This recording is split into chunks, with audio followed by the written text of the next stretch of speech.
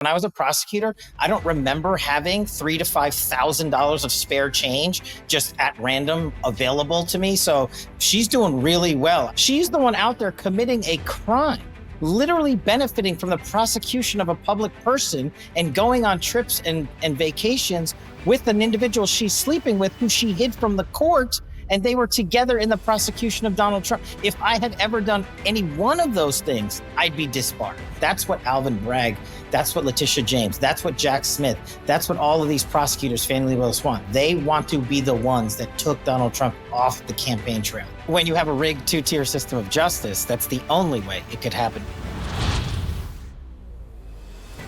All right, folks, welcome to the Sean Spicer Show. Thanks for kicking your week off with us. I hope that you have the day off. And if you don't, well, take a break with us for the next little bit.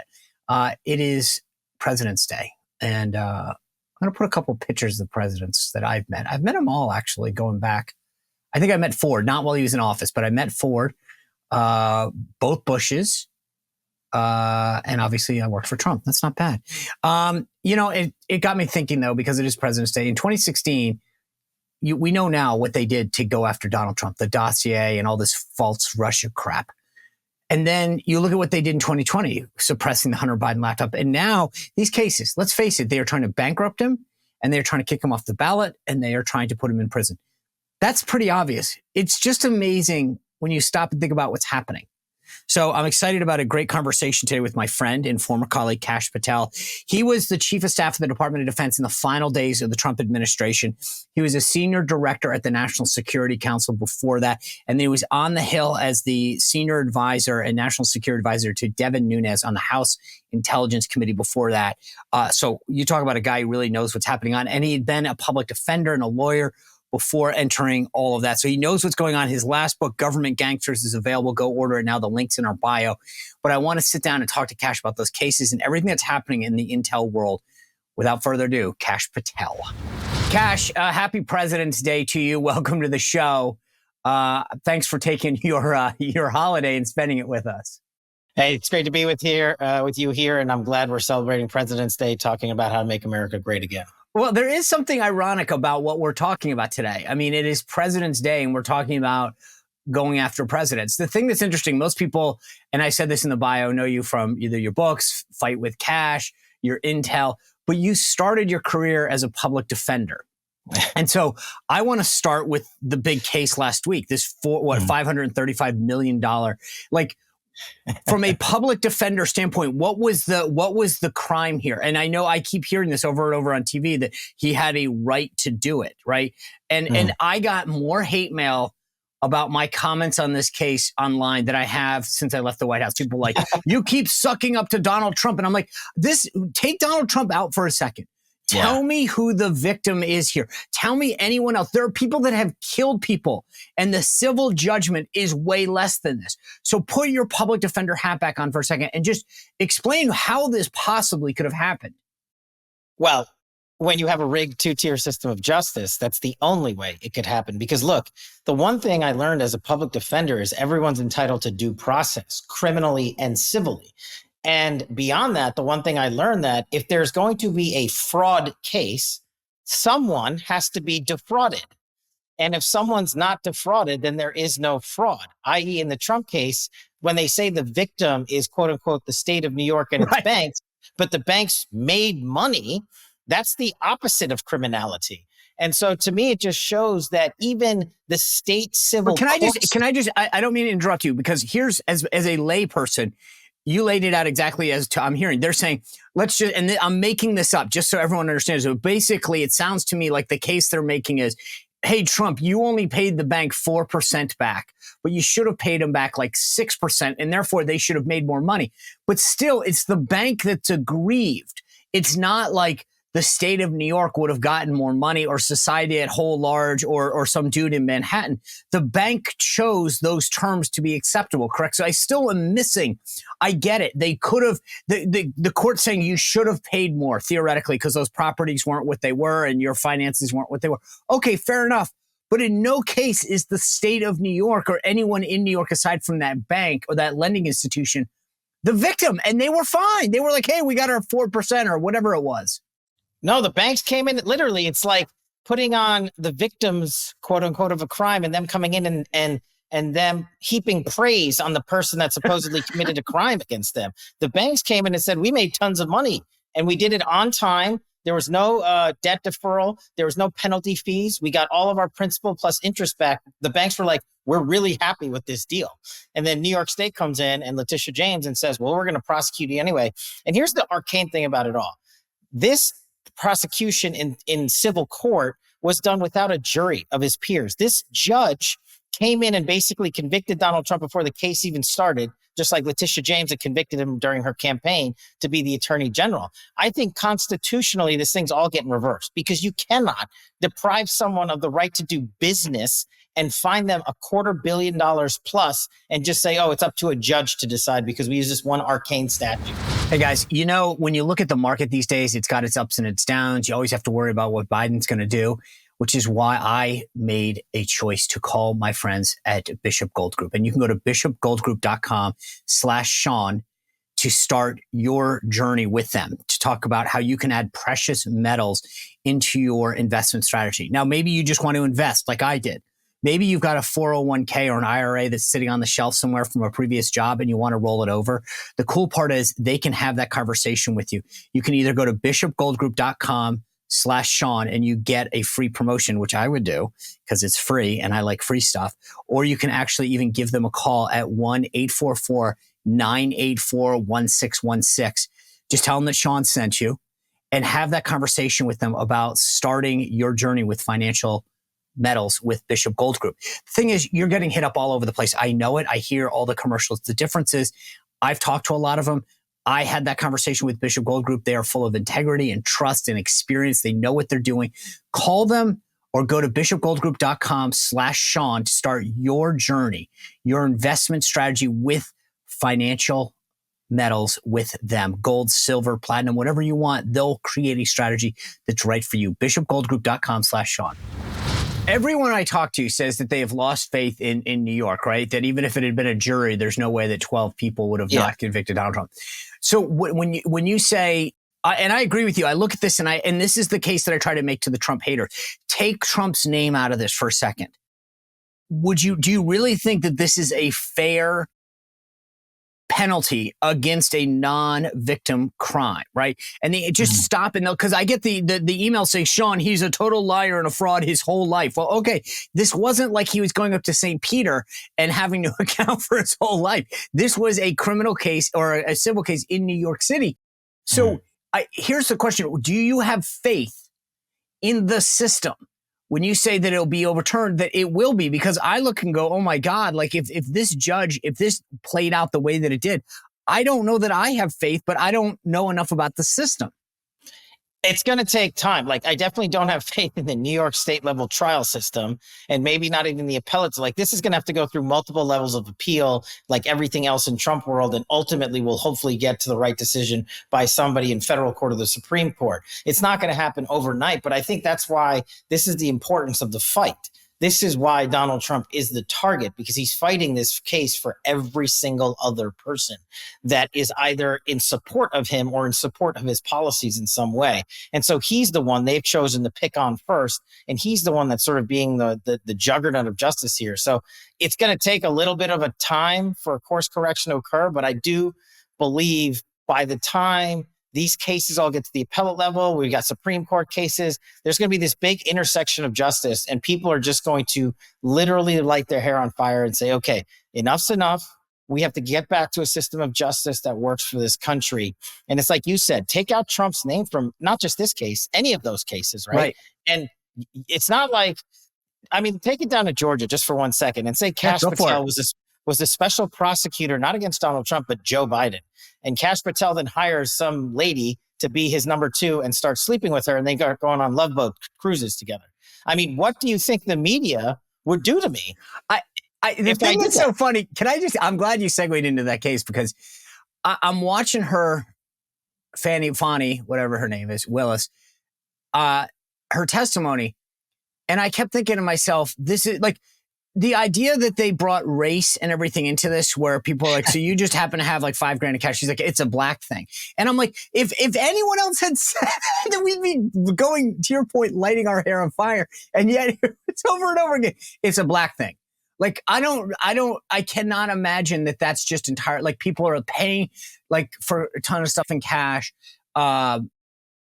handing out the cash because they keep it. And yet everyone's reaction afterwards, to your point, was, wow, she was a strong, strong witness. And she, like, I think one of the guys on CNN said, it's likely she ends up with a cable contract. And I'm like, yeah, with you guys.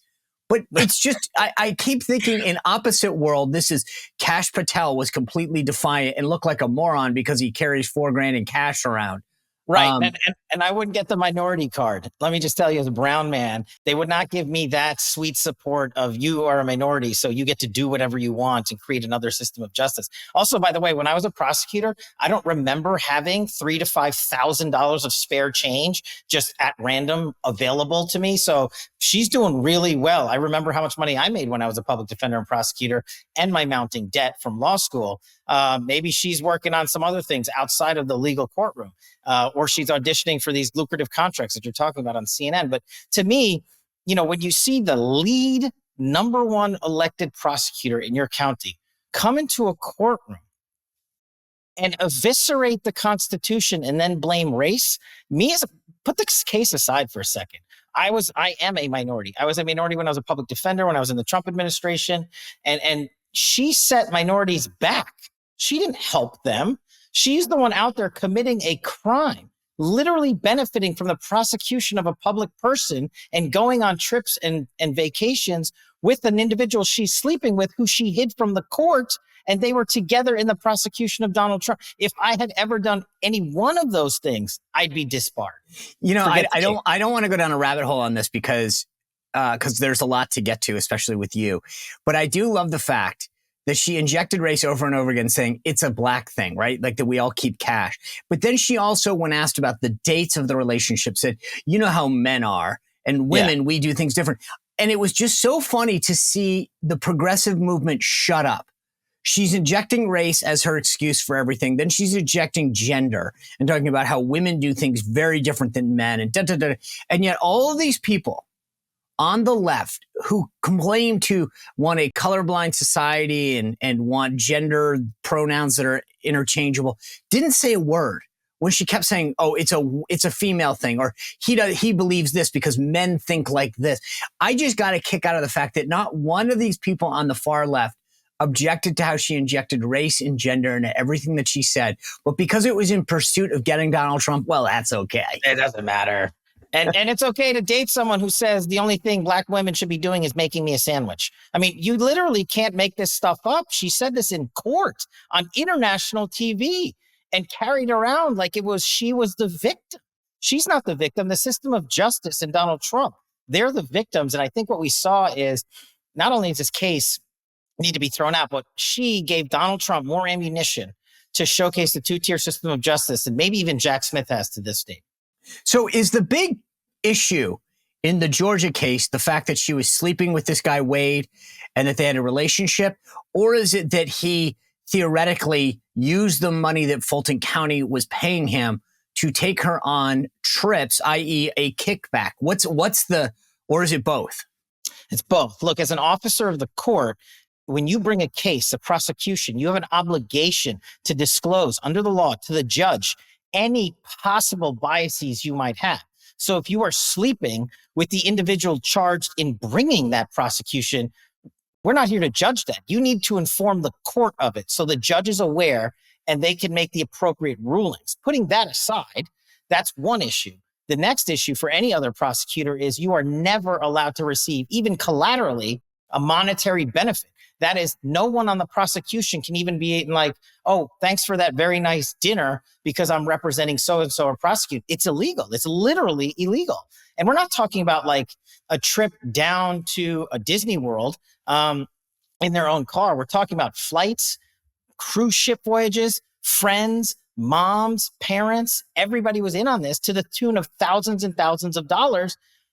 All the while, this individual made $650,000. That's a lot of money, Sean, that was never disclosed. And that in and of itself should preclude her from being a prosecutor basically ever again. So how this thing in your mind plays out that this judge, does he dismiss her? How does that case play out? He'll probably sideline her, and then they'll have to bring in a whole, what we call taint team, like a whole conflict-free DA's office, essentially. So they'll have to farm this thing out to some other office, who knows where and who knows how long that's going to take. But the amount of appellate issues that have already been created for Donald Trump, I think the case should be dismissed, but I don't think the DA or the judge are going to go that far. So they talked about, and this is the last thing I want to ask you about this because I was intrigued. They both claimed that the relationship started after she appointed him, right? And I'm not really sure if that matters, because to your point, they should have still notified the court. But this woman, Robin Yurti, testified that the relationship actually existed back in 2019. Does that matter?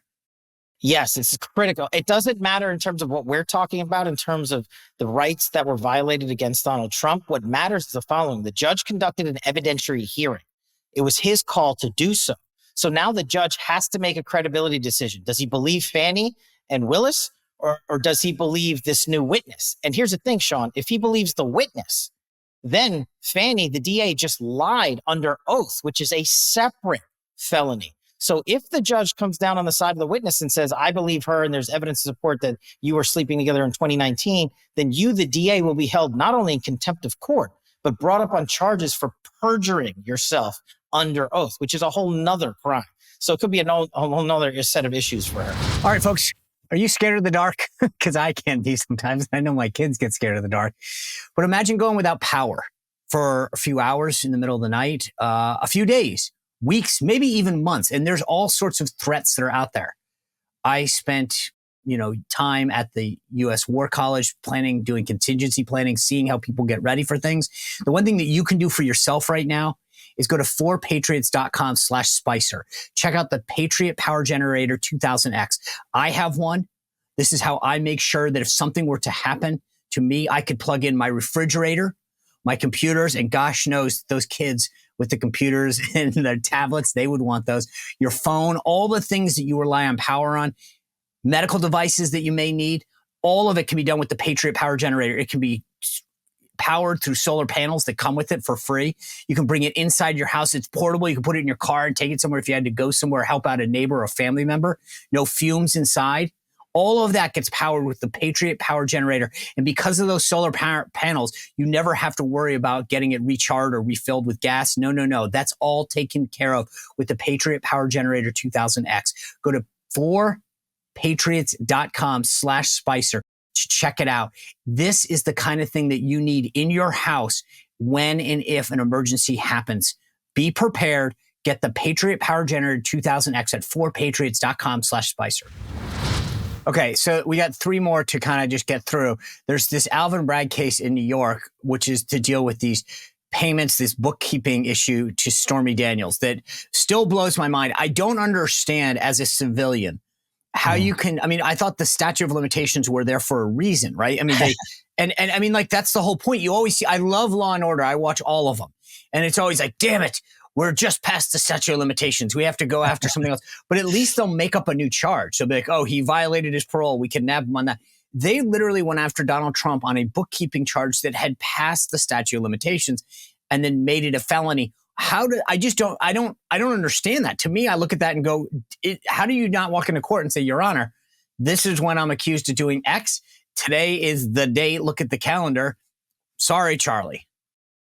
Yeah, look, you're right. It used to mean the rule of law used to actually stand for something when the statute of limitations. But beyond that, look at the case. Their key witness is a multiple convicted felon in Michael Cohen, who has made a living out of lying against his former boss, not to mention the fact that he probably broke attorney-client privilege when bringing this prosecution and assisting Alvin Bragg. So there's a whole slew of other issues that need to be raised on this case alone. But when you talk about fact witnesses, you're talking about two people that hate Donald Trump and are monetarily benefiting from that hatred, going on national TV and lying about President Trump. So, of course, Alvin Bragg is going to bring this case because it's going to make him, quote unquote, famous in the mainstream media. But when you look at the bias and the facts, Donald Trump should be exonerated in this case, too. But unfortunately, it's going to take another level of appeals, et cetera, to get down the road on that one.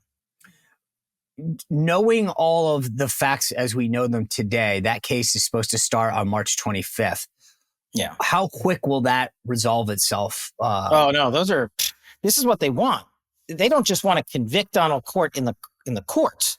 They want to convict him in the court of public opinion, and they want him to sit in court during a presidential election year so he's off the campaign trail for 30, 60, 90 days. These state court cases take time. And I guarantee you, Alvin Bragg is going to drag this thing out for weeks, if not months, and force Donald Trump to sit in the seat instead of. Does he have to sit in the seat? I know in a lot of these cases he's flown to New York, because he wants to be there. If Alvin Bragg is pursuing this case on March 25th, does he have to physically sit there? Is that part of the deal in that one? Well, this is a criminal case, so it's very rare that a defendant is not mandated to sit there during a civil case. You can be excused and kind of come in and out and whatever. So I don't know the inner workings of New York state law on this specific crime. Maybe the judge gives him the permission to not be there, but I just don't think that's legally possible. And I think the AG and Alvin Bragg knows that. So he doesn't care whether he actually wins or loses the case. He's going to have a victory in his head if he keeps Donald Trump off the campaign trail for 60 days. And how long? How do we see this case? Is this one of these cases that takes a week, a month? Like, what does that look like? Oh, I think he's already publicly said, I think it's at least a month. You're talking 20 days of court work. That's a month, if not more. So, that takes you past Super Tuesday into April and into the rest of the primaries, and basically creeps right up against the Republican National Convention. And is that a good thing for Trump or a bad thing? Well, I think I think Donald Trump will figure out a way to use it as a benefit to explain to the world the two-tier system of justice. But I think it harms his ability to be on the campaign trail like he is right now and talk to Americans all across the country. Look, that's what Alvin Bragg, that's what Letitia James, that's what Jack Smith, that's what all of these prosecutors, Fannie Willis want. They want to be the ones that took Donald Trump off the campaign trail. That's what they want. I want to get to the two other cases before we move on, but you've got this Jack Smith case here in D.C. Trump has asked for immunity, which is central to the whole thing. What I don't get is this. In my mind, this seems to, right now, the way that it's been explained to me is that the issue of immunity for a president has never been decided or discussed. You've got everyone on their face has to agree that the president of the United States in their official act has to have immunity, because if you put a bomb out there and it blew up, if you withdraw from Afghanistan and 13 soldiers get killed, just hypothetically, things like that, you could have been sued if the president doesn't have immunity. It seems to me what the court's really deciding is, was the president of the United States, Donald Trump, acting in his capacity as president when he did what he did on January 6th? But so far, they have ruled he has no immunity. Yeah, the lower courts have. I think the Supreme Court might come down differently. I mean, we're talking about the lower courts in D.C., which, is about as left-leaning as you can get. I mean, Judge Chutkan is basically the modern-day version or the D.C. version of Judge Engoron from New York. I mean, their hatred for Donald Trump is visible every single day. The irony of all this is, remember who actually asked the Supreme Court to review presidential immunity first? Jack Smith. Not Donald Trump. Jack Smith asked for an expedited ruling from the Supreme Court on presidential immunity. Then when Donald Trump implemented his constitutional right to appeal the trial judge's decision and go to the appellate court, then use his constitutional right to go to the Supreme Court, Jack Smith and the DOJ come in and say, wait a second, no, never mind. Don't go to the Supreme Court. We need you to move faster, revealing their true intent. We want Donald Trump in trial, whether it's in state or federal court. We want him off the campaign trail. And oh, by the way, the Constitution doesn't apply to Donald Trump. He doesn't have access to the Supreme Court anymore. I mean, this is the hypocrisy of their ways. And this is why I think the Supreme Court, among many reasons, will come down on the side of President Trump, because they will, one, grant him his constitutional right. And two, as you outlined, if this president doesn't have immunity, then no presidents do. And then we got a different case. Don't you think that, to me, is where if I were a lower court judge, you're really setting up. It's like that old Katie bar the door expression that suddenly, great, let's start filing cases against Biden and Obama and Clinton and saying, great, okay, here's all of if you don't have immunity, then here are the actions you took as president that resulted in some adverse way. People were killed, the economy was harmed, etc. No, you're absolutely right. And what about, hey, remember the time that Barack Obama drone struck an American citizen overseas? Doesn't look too legal now. Shouldn't we be prosecuting him? Who's going to go put the cuffs on him? I mean, these are just major national security decisions. And I'm not even second guessing Obama for doing that. I'm saying if he doesn't have immunity, then that's what I just don't get. These guys on the left, it's so short-sighted because I just don't know why somebody right now in the short term doesn't say, fine, let's sue Obama. Let's just do it, because you draw once now that there seems to be at least a precedent to say, well, the lower court here in D.C. said that it was fine. Well, there might be an American. Well, this DOJ obviously won't. So it'd have to be an American whose family was infringed, whose rights were infringed, suing on behalf of someone to take on Obama. Maybe they'll do that. Actually, that's a good idea.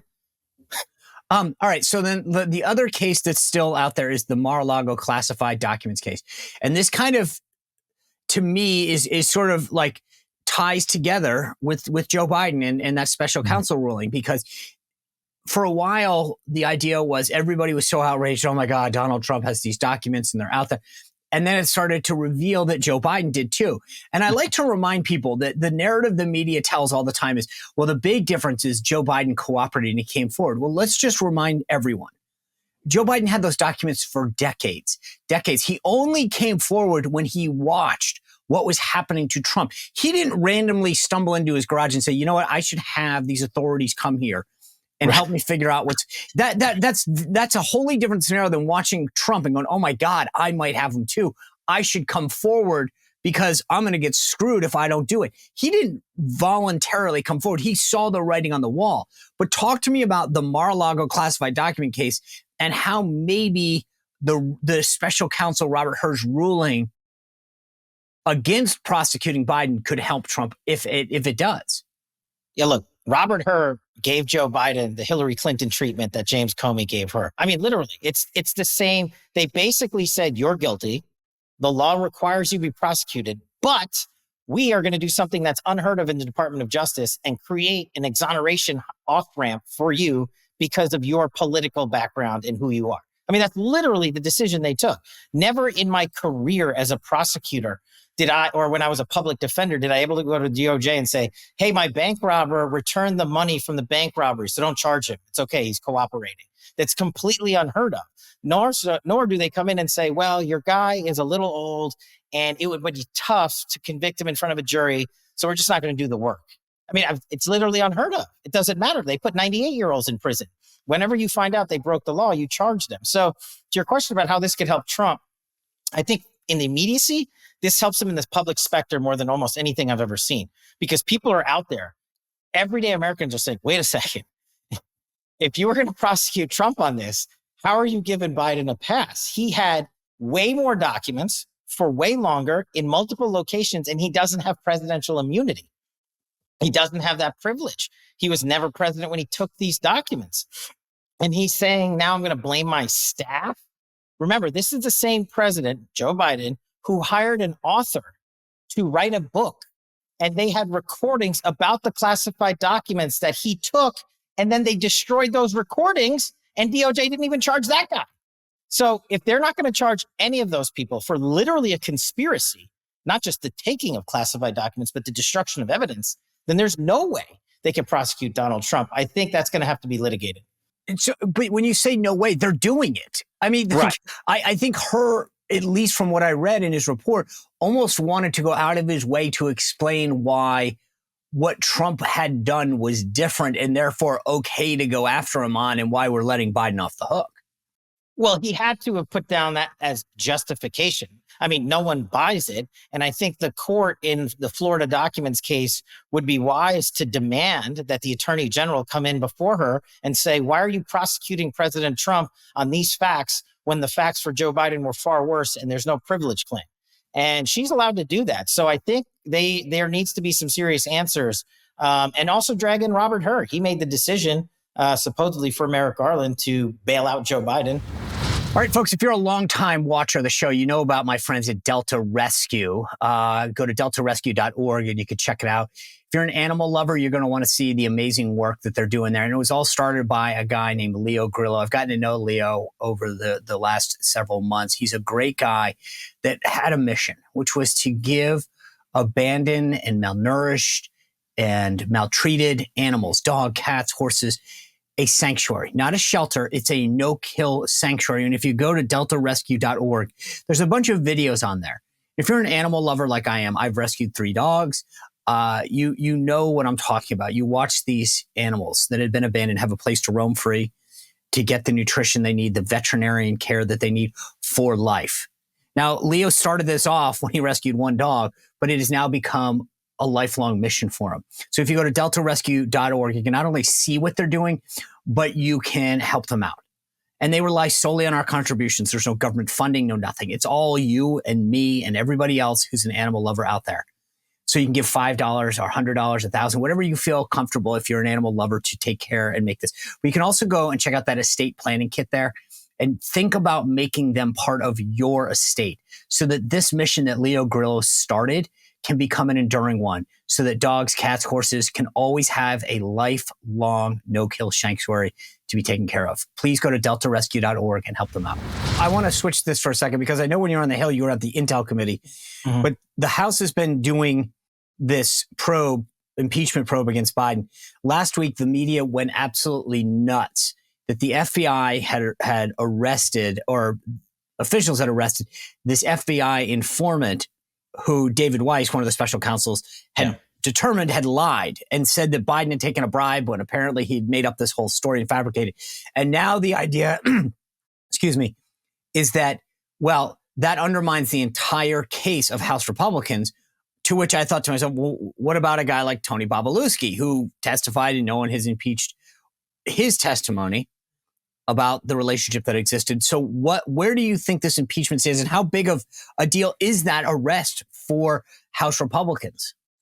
I mean, it's a big deal in terms of it being a blow to the Department of Justice and the FBI and their continued utilization of undercover sources for political purposes, whether it's Christopher Steele, whether it's all the Russiagate sources, whether it's this new guy. How it impacts Joe Biden's impeachment, to me, is almost irrelevant. You just now, yet again, FBI have been caught using American taxpayer dollars to go after political targets. That, to me, is the big story. That, to me, is the focus. And whether or not this helps or hurts Joe Biden's impeachment, again, to me, is completely irrelevant. What they need to be doing is asking what other political sources were the FBI using, say, in and around January 6th, in and around Donald Trump. We now have the new Russiagate story that shows 26 people in the Trump campaign were targeted. Well, who paid for all that? Were there sources involved with that? Did you use overseas methods? I mean, the amount of corruption at the FBI is immediately connected with all the conversations we're having today about the Trump prosecutions and everything else, because those are all stood up based upon political operatives at the FBI and DOJ utilizing law enforcement for political means. So I think the members of the House have an even bigger lift to do than, say, just a microcosm of Joe Biden's impeachment. I've always said they've got to go after the FBI and DOJ corruption. All right, so let's get to that, because this story last week, and you alluded to it, blows my mind. And it says sources say U.S. intelligence agency tasked foreign partners with spying on Trump's 2016 campaign. The U.S. intelligence community asked fellow members of the Five Eyes Intelligence Alliance, that's U.S., New Zealand, Australia, London, and Canada. Canada, yep. Wow, see, pretty good there. Yeah. To surveil Trump's associates and share the intelligence they acquired with U.S. agencies, sources told a small team of independent reporters. And it says British intelligence sources began targeting Trump on behalf of American intelligence agencies, possibly as early as 2015, according to Tuesday's Blockbuster article. Several articles had previously reported that the British Government Communications Headquarters, or GCHQ, had discovered the ties between Trump and the Russian government. Not so, said these reporters, Matt Taibbi and a couple of the others who were familiar with the House Permanent Select Committee on Intelligence Investigation, your former boss. Quote, in truth, the USIC, that's the intelligence community, asked Five Eyes Intelligence Alliance to surveil Trump's associates and share the intelligence they acquired with U.S. agencies. That's insane. Like, it's almost like, and remember Trump, when I was White House press secretary, you were there, and Trump saying I was spied on and it was all, he's making this stuff up. Now we know it's not only true, it was directed around the globe. Yeah, look, so for me, as the guy who led the Russiagate investigation and that knows that there's documents that have not been declassified, like we had asked about Russiagate, let's just go based on this reporting. I'm glad these guys put this story together, and I'm glad the microscope is back on this because so many people said, no, that's nonsense. The DOJ and FBI would never do that. The IC would never do that. Well, think again. And why do you must ask, did we at Russiagate do anything on this? Well, we actually wrote a 17-page report that Gina Haspel blocked from being released that speaks to Brennan's ICA. And so now you got to ask yourself, why is this report still being blocked? Why are selective journalists, not these guys, others, cheering the blockade of information? If you're a journalist, you would want this out there. And you got to ask yourself, these are the guys that wrote the Nunes memo. If they did the Nunes memo to Brennan's ICA, there's got to be something there to see. So I'm really happy these guys are on the trail. And if we're to believe their reporting, any piece of it alone is illegal, let alone 26 times over. So I think Congress, again, because we don't have any other outlet really except the House majority over there, needs to demand the release of Devin and I's report from the ICA, needs to subpoena everybody involved, Brennan, Gina, Clapper, Comey, whoever, and put the screws to them and ask them in front of the American public, did you get foreign adversaries to spy on Donald Trump unlawfully while you, the U.S. government, were already spying on Donald Trump unlawfully in 2016? Let's get some answers. Well, it's funny. You bring up, it says Obama CIA Director John Brennan had identified 26 associates for the Five Eyes to target. Then at that time, and Dan Bongino, credit to him, brought this up, that Gina Haspel was the CIA London chief, right? So she's then under Trump, she becomes the CIA director. Yeah. It seems to me as though they've created this little cabal to protect themselves, to make sure that nothing ever gets discovered. Well, here's what Dan was talking about, and this is what I put out the other day that Dan was talking about. As CIA station chief, Sean, you know this, she's in charge of everything in the United Kingdom for the United States of America. That's the law. So when the FBI went over there and said, hey, we want to run some ops, we want to bump some people in a bar, we want to talk to this Papadopoulos guy and all that stuff, do you know who have to get permission from? Gina Haspel.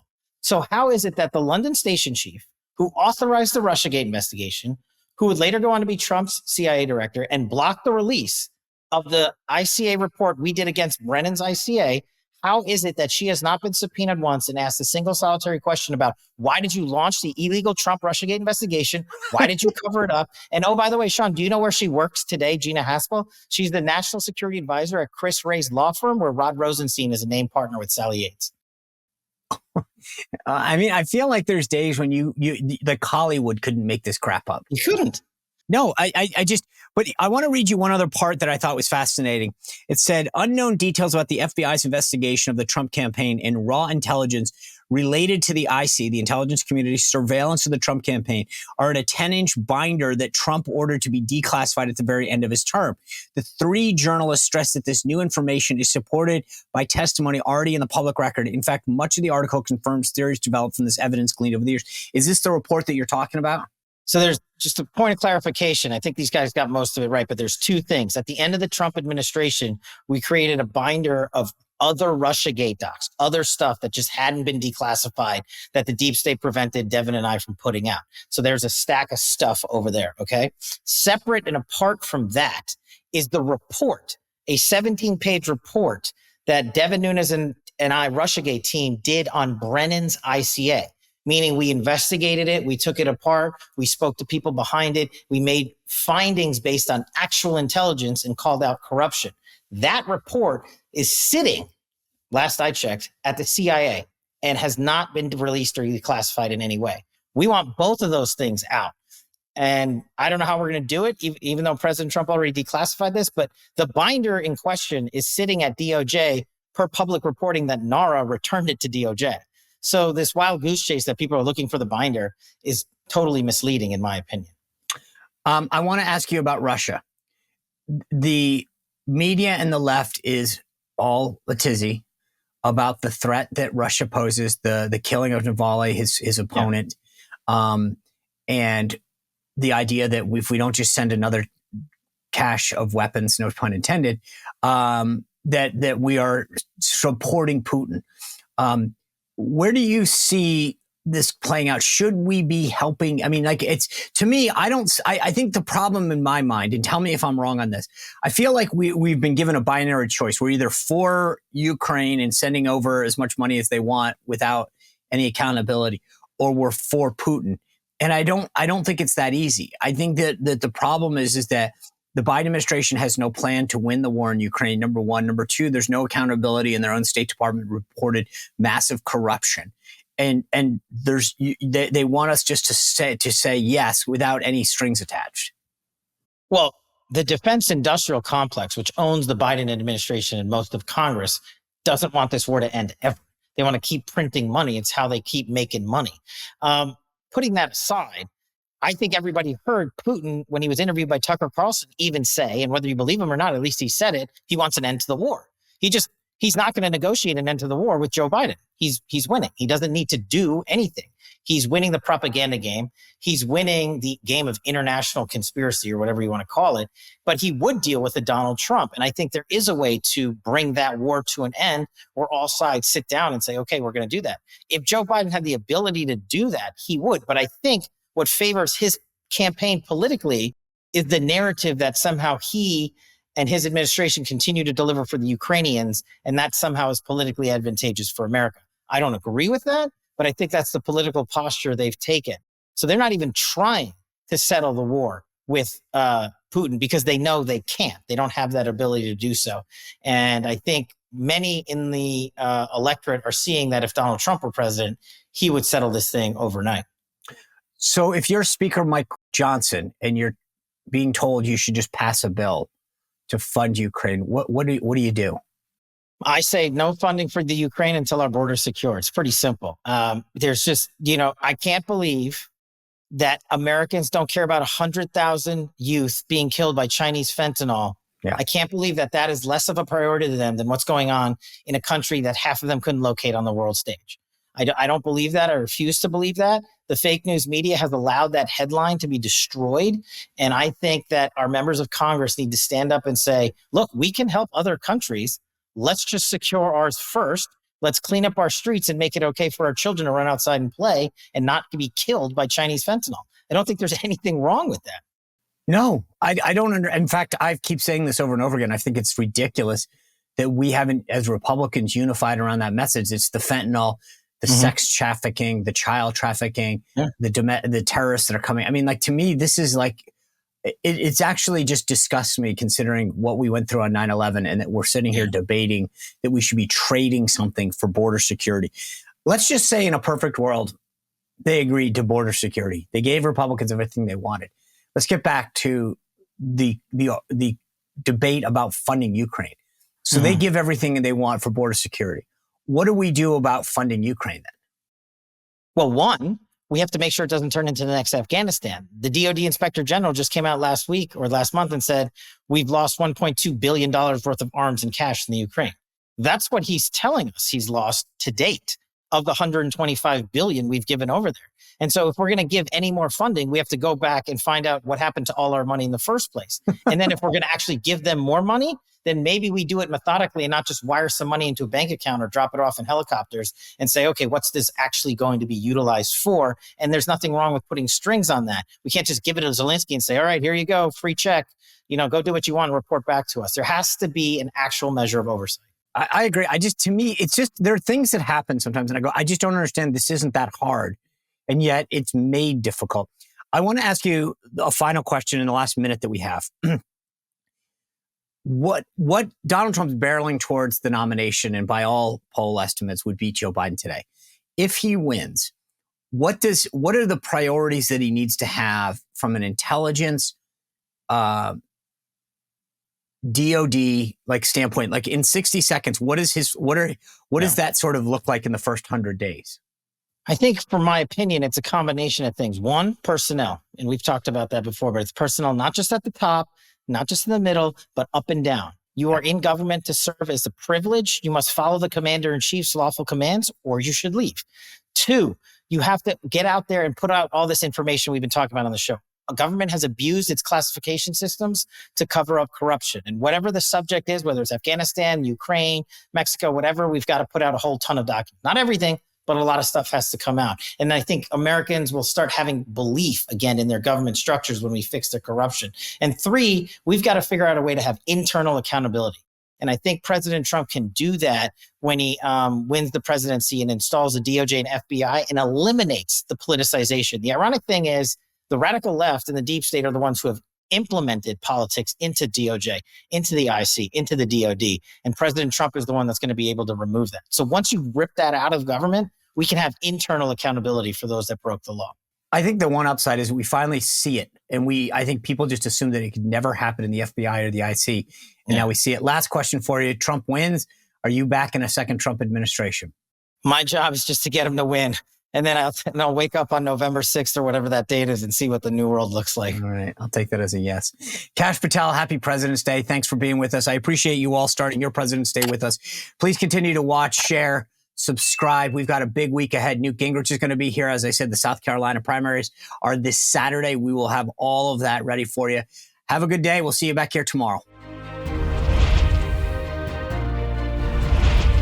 Well, if you enjoyed this content, make sure to like this video, subscribe, and click the notification bell to get more.